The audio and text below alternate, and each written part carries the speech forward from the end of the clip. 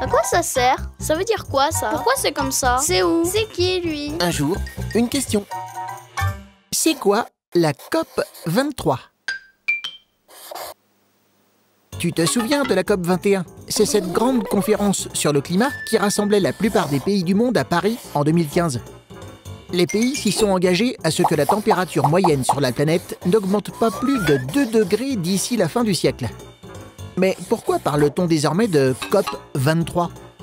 Car chaque année, il faut faire le point sur la façon dont on va réduire les fameux gaz à effet de serre, responsables du réchauffement du climat. C'est pour ça qu'il y a eu une COP 22 en 2016 au Maroc et qu'il y a une COP 23 en novembre 2017 à Bonn, en Allemagne.